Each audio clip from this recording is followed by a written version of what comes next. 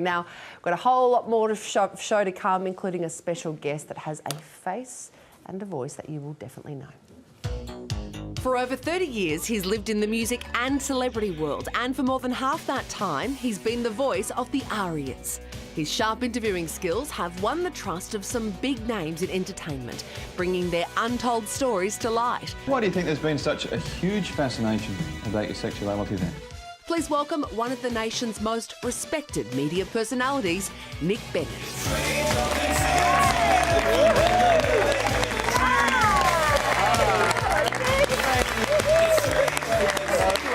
How are you? Hi. Oh, you're so handsome. Oh, come here.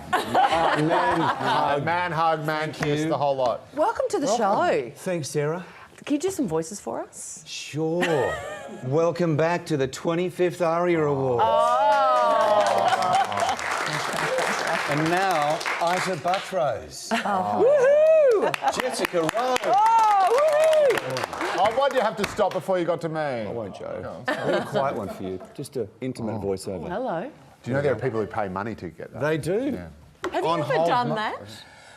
Intimate voiceovers? Yeah. Yes. Really? Well, Is that like 50 Shades of Grey? no, I haven't done one of those. Right. Well, look, I suppose you could argue Like on a maybe- phone? Phone messages Have you? are quite intimate. Don't do a lot of that kind of stuff. But every now and again, someone will say, I want something personalised. Really? And you'll have a bit of fun with that.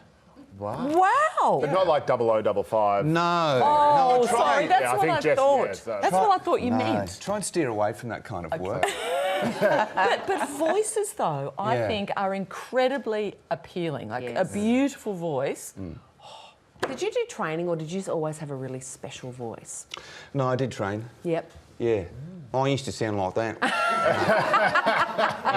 yeah. Well, look, my mum was in radio. Yeah.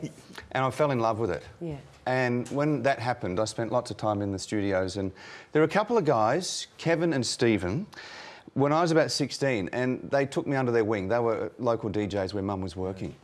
And they said, yeah, you've got something there. And they really mentored me and helped me bring something out. And I just stuck with it. Do you have a highlight of your career? I think it was interviewing Ita Buttrose at the Carrington on the Blue Mountain about 2 years ago. That's one of them.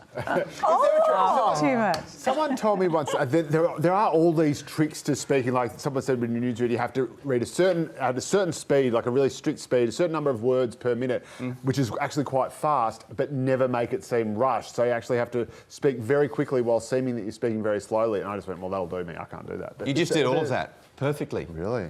You're right, there's a rhythm. I love music, and there's a musicality to delivering something off a piece of paper. Without it sounding sing-songy. Yeah, exactly. As they say, the writer wants the words to fly off this page, off the script.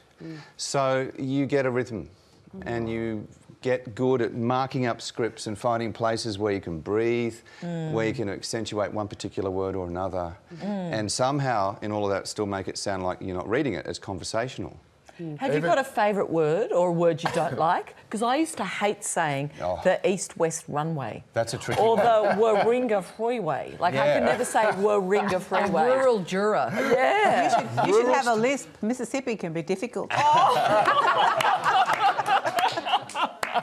Look, there are words that trip us up for sure. I love saying serendipitous, but I slow down and think about it. And there's other words that continue to trip me up. Rural is one of them. There's one I'm trying to think of that got me in a voiceover session the other day. Anti-disestablishmentarianism? That's perfect. That's fair. Great example, Joe. Yeah. Well, it's nice to have you here, Nick Bennett. It'll Thanks. be a fun morning. Thank you.